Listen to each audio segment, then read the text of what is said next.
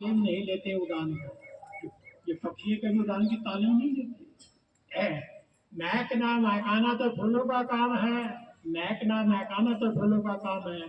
खुशबू नहीं होती किसी मोहताज किसी कदरदान की। तो भाई ये किसी के मोहताज नहीं है, ये केवल बाबा की महिमा करते हैं और बाबा की महिमा सुनते हैं। अब हमारे बीच में ऐसा ना हमें कुछ जाना पड़ेगा बीच में थोड़ा सा, तो पहले हम अपना ही काम निपटा लेते हैं। तो कमलेश बहन हमारे बीच में, ये समय के बारे में बताएंगे कि समय का हमारे जीवन में बड़ा महत्व है। कहते हैं जिसने समय को नहीं पहचाना उसने कटना पड़ा है, तलवार से नहीं फूलों से कटना पड़ा है। रास्ते कितने भी कठिन हो, कितने भी मुश्किल हैं, ठीक है, चट्टान कितनी भी भारी हो, लेकिन नदी के भाव से हटना पड़ा है। तो समय जो है भगवान ने जो समय दिया है, ये जो समय है इसका नाम भी स्पेशल नाम दिया भगवान ने। तो उस स्पेशल नाम को भी सुने तो इस समय का भी लाभ कैसे उठा सकते हैं। तो कमलेश बहन हमारे बीच में सुरेंद्र भाई स्टेज पर आए, मैं तो कई दफा कह दिया सुरेंद्र भाई आ जाओ।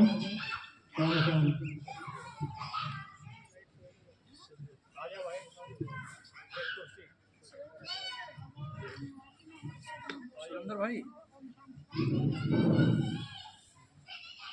ओम शांति, ओम शांति, ओम शांति।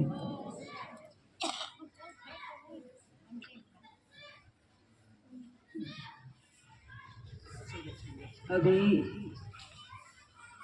आपको परिचय मिला ईश्वरीय विश्वविद्यालय का।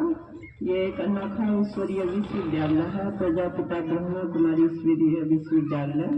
इसमें 7 दिन का कोर्स कराया जाता है। अभी आपको सबसे पहले आत्मा का परिचय, परमात्मा का परिचय, सृष्टि चक्र का नॉलेज, और फिर है सृष्टि चक्र जो है वो समय से बंधा हुआ है और समय के अनुसार ही हम काम करते हैं। बिना समय के हम कोई काम नहीं करते। यदि कोई बिना समय के कोई काम कर रहा हो तो उसका इतना उसको लाभ नहीं होता। तो अभी परमात्मा ने आकर बताया कि अभी सृष्टि का समय क्या है और हम मनुष्य को क्या करना चाहिए जिससे हम अधिक से अधिक अपने कार्य का, अपनी मेहनत का अधिक से अधिक लाभ उठा सके। तो भगवान से अच्छा तो कोई नहीं बता सकता, या बता देगा? आप ही बताओ। हमें जब कोई काम करना हो तो हम सबकी, अपने बड़ों की, किसी गुरु की, महात्मा की, अपने किसी और बड़े जिनको अनुभव हो उनकी सलाह लेते हैं ना किसी काम के लिए। तो भी परमात्मा कह रहे हैं कि अभी समय जो है वो कुछ और ही है, ठीक है। उसके अनुसार यदि हम काम कर ले, जैसा आप अपने घर में देवी देवताओं की पूजा करते होंगे, तो देवी देवताओं की पूजा करने में जो आपका खाना पीना, रहन सहन कुछ अलग होगा ना। रोज के रहन सहन की बजाय अपना खाना पीना भी अलग होगा। तो आप क्या खाते हो, क्या कैसे रहते हो? तो उस दिन क्या है, जिस दिन आप व्रत रखोगे तो उस दिन पवित्र रहोगे, फल खाओगे, दूध पियोगे, अच्छा खाओगे ना, अच्छा बोलोगे। तो ऐसे ही उन देवताओं ने क्या कर्म किए जिनकी यादगार में हम आज भी फल खा रहे हैं, दूध पी रहे हैं, पवित्र रह रहे हैं, नहाना धोना, घर की साफ सफाई करते हैं ना। तो परमात्मा ने जिन व्यक्तियों ने, जो साधारण मनुष्य थे, जब उन्होंने परमात्मा के अनुसार, समय के अनुसार काम किया, तो आज जो हम मनुष्य हैं आज उनकी पूजा कर रहे हैं। यदि हमको भी पूजनीय बनना है तो समय का हमको जरूर ज्ञान होना चाहिए और उसके अनुसार ही हमारा जीवन होना चाहिए।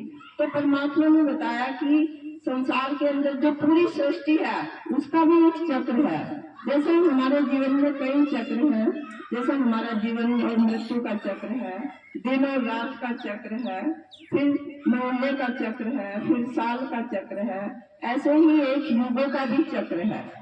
जिस युगों का चक्र का हम मनुष्य को ज्ञान नहीं है। जैसे एक दिन और रात का चक्र है वो 24 घंटे का है, महीने का चक्र जो है वो 30 दिन का है, साल का जो चक्र है वो 365 दिन का है, और एक जो युगों का चक्र है वो 5000 साल का है। तो किसी व्यक्ति को भी इस चक्र का ज्ञान नहीं हो सकता सिवाय परमात्मा के। तो परमात्मा अभी धरा पर उनका अवतरण हो चुका, जैसे अभी दीदी ने बताया कि 1937 में परमात्मा का अवतरण हुआ। तो उन्होंने बताया कि अभी 4 युग है, जैसे कि हम सभी जानते ही होंगे, सतयुग, त्रेता, द्वापर और कलयुग। तो अभी का जो समय है वो कलयुग है, और कलयुग का भी लास्ट है। जैसे गीता में लिखा हुआ है कि यदा यदा ही धर्मस्य ग्लानि भवति भारत, कि जब जब धर्म की अति ग्लानि होती है तब तब मैं भारत में आता हूँ और सभी अधर्मों का विनाश कर एक सत्य धर्म आदि सनातन देवी देवता धर्म की स्थापना करता हूँ। तो अभी वही समय है जिसकी भी हम आज चर्चा सुन रहे हैं। हमारे साधु महात्मा संत जो भी महामंडलेश्वर है वो कह रहे कि भारत में जो क्या होना चाहिए, कौन सा धर्म होना चाहिए, आदि सनातन देवी देवता धर्म।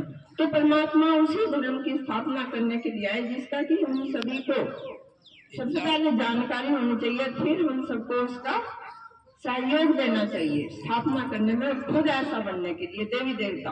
एक जो है जो बहुत बड़े आचार्य हैं उनका नाम है परमानंद आचार्य। तो उन्होंने ज्ञान समझा और उन्होंने कहा कि आदमी का जो जीवन है वो देवता बनने के बिना सुखी नहीं हो सकता, क्योंकि देवता ही सुखी है।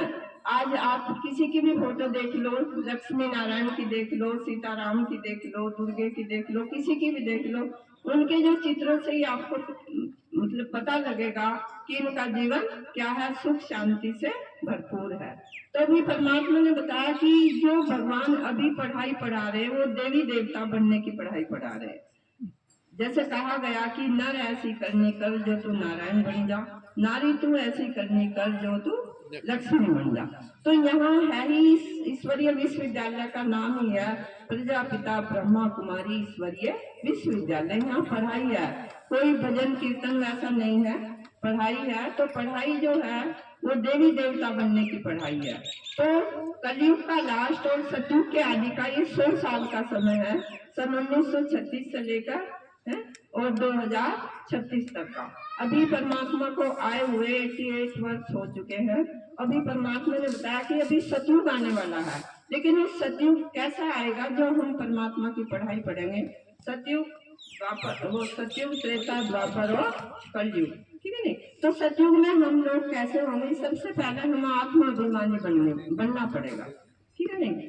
तो भगवान ने 2 शब्द हैं, एक है रिपीट और दूसरा है रिट्रीट। तो भगवान ने हमें क्या याद दिलाया कि तुम ही देवता थे, तुम ही देवी देवता थे, और फिर बनना। रिट्रीट का मतलब यह है थोड़ा पीछे जाओ। तो कितना पीछे जाओ, 5000 वर्ष पीछे जाओ, फिर तुम्हें वहीं आना 5000 साल के जैसा ही, ठीक है नहीं। तो यदि हम देवी देवता बनने की सोच ले या देवी देवता बनने वाले गुण धारण कर ले तो हमारे में एक एक के बाद देवी देवता गुण आते चले जाएंगे। तो देवी देवताओं के गुण क्या है वो मैं थोड़ा सा बता दूं। सबसे पहले आत्मा के गुण क्या है। आत्मा के 7 गुण है। यदि हमने अपने को आत्मा महसूस किया तो शांति, प्रेम, पवित्रता, ज्ञान, सुख, शक्ति और आनंद। यदि अपने को आत्मा, बाबा ने कहा, भगवान ने कहा कि जैसी स्मृति होगी वैसी आपकी समृद्धि होगी। यदि आपने अपने को आत्मा समझा तो आपके क्या याद आएंगे, 7 गुण।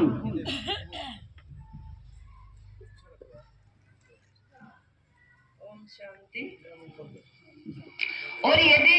और यदि आपने अपने को देवता समझ लिया तो आपको क्या याद आएगा, धैर्यता, मधुरता, अंतर्मुक्ता, हर्षित मुक्ता, पवित्रता, सहनशीलता, निडरता, निर्भयता, मधुरता। तो ये गुण याद आएंगे, ठीक है नहीं। तो यहाँ ये पढ़ाई है, 7 दिन का कोर्स है, फिर मुरली है, तो ये तो आपको करनी पड़ेगी, ठीक है नहीं। उसके बाद ही पूरा ज्ञान आप समझ पाएंगे और तभी आप जो है सतयुग जो है, यहाँ है सृष्टि चक्र, उधर है सृष्टि चक्र जो है, मतलब दाहिने हाथ की तरफ है सतयुग, ठीक है नहीं। तो आप परमात्मा की छत्र छाया के अंदर होंगे और आपका जीवन कैसा होगा, राधे और कृष्ण जी जैसा, जहाँ सोने की युग, जहाँ सोने चांदी के महल होंगे, हीरे जड़ित होंगे, ठीक है। और वहां आपके कृष्ण जी जैसे 8 जन्म होंगे। इसीलिए श्री कृष्ण जी की जो हम मनाते हैं वो क्या मनाते हैं, जन्माष्टमी। फिर जो नौवा जन्म होगा, फिर त्रेता युग होगा, वो सोने की दुनिया होगी, ऐसा आशीर्वाद की स्टेज में है वो। फिर त्रेता युग होगा, वहाँ नौवा जन्म आप ही आत्माओं का कैसा होगा, राम और सीता जैसा होगा। वो त्रेता युग होगा, वो चांदी का युग होगा। फिर उसके बाद हम उल्टे हो गए, वहां हम आत्माभिमानी होंगे। उल्टे चले गए तो क्या होगा, फिर द्वापर होगा, क्योंकि उल्टे चले गए, आत्मा की बजाय हमने क्या समझ लिया, अपने को शरीर समझ लिया। तो हमारे और धर्म शुरू हो गए, इस्लाम धर्म हो गया, बौद्ध धर्म शुरू हो गया, क्रिश्चियन धर्म शुरू हो गया। तो इसी तरह से फिर द्वापर शुरू हो गया। फिर द्वापर के बाद जो उल्टा जो है वो क्या है, कलयुग। तो कुछ तो हम उल्टे गए, खुद को क्या समझ लिया, देह समझ लिया।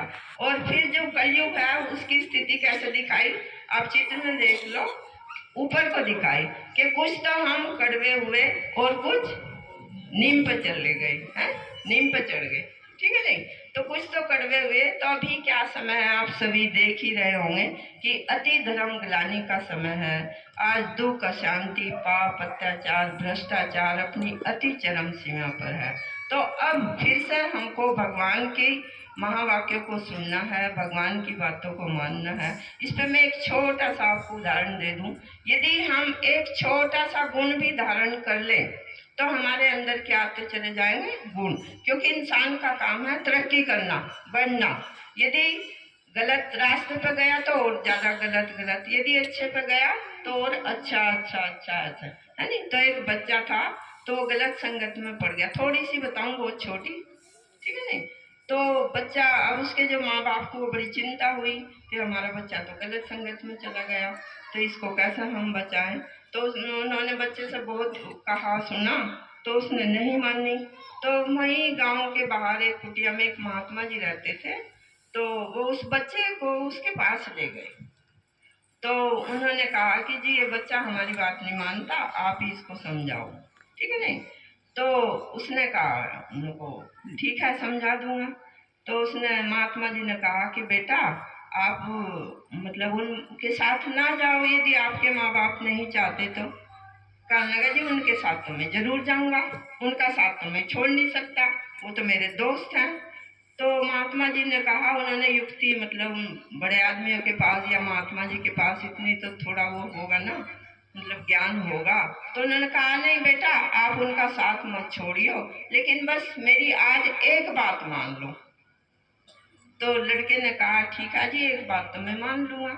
तो आप ना एक काम करना शुरू कर दो, आज से झूठ बोलना बंद कर दो, बस जो बोलना वो सच बोलना, ठीक है नहीं। तो लड़के ने कहा ठीक है ये काम तो मैं कर लूंगा, ठीक है नहीं। तो अब लड़का अपना, जो माँ बाप थे वहां से वापिस आए। अब लड़का फिर अपने दोस्तों के पास चला गया।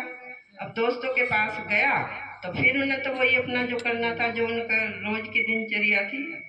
तो किसी ने रास्ते चलते हुए पूछ लिया कि हाँ बेटा आप कहाँ जा रहे।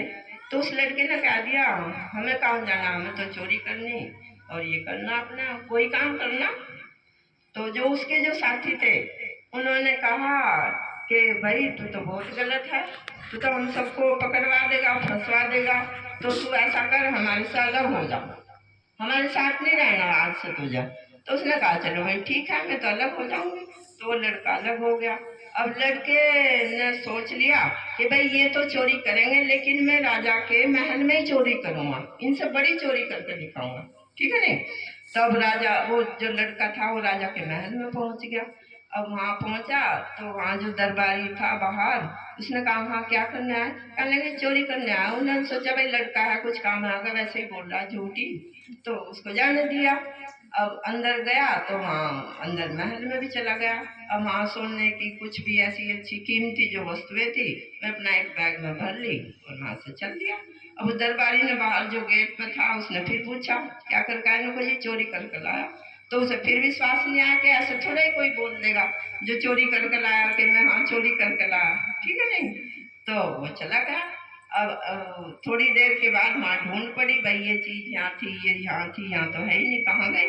तो पता लगा भाई हाँ एक लड़का तो आया था, कह भी रहा था, उससे पूछा गया बाहर जो दरबारी था।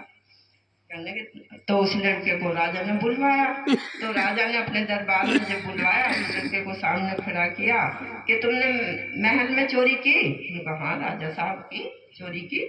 कि तुम्हें डर नहीं लगा तुम महल में चोरी कर रहे? उन्होंने कहा नहीं चोरी की बात नहीं, ऐसे ऐसे बात थी तो मुझे करनी थी तो मैंने कर ली। कहने लगे अरे तुम तो डर नहीं रहे, अब तुम्हें क्या सजा मिलने वाली? कहने लगे जी मैं डर नहीं रहा, मैंने एक वायदा किया हुआ है महात्मा जी से कि मैं जो भी करूंगा मुझे झूठ नहीं बोलना, मुझे सदा सच बोलना। तो राजा ने परख लिया भाई ये लड़का तो बड़े काम का, ठीक है नहीं, ये तो जो मेरे जो यहाँ के जो मंत्री हैं दरबारी हैं तो सब ऐसे ही हैं, झूठ बोलते रहा, तो ये लड़का ना सबकी मुझे सच बात बता देगा। तो उस राजा ने जो है उसको अपने दरबार में ही रख लिया और उसको बहुत अच्छी नौकरी मिली। तो कहने का मतलब है जैसे आज तो हमें ये बात लग रही होगी कि हमें कैसे देवी देवता बनेंगे, लेकिन यदि हम एक गुण अच्छा उठा लें, ठीक है नहीं, तो उसके बाद हमारे अंदर गुण आते चले जाएंगे। और ये जो समय है इसका नाम है कल्याणकारी पुरुषोत्तम संगम युग, ठीक है नहीं। तो अभी ये कलयुग का लास्ट है और सतयुग का आदि है। तो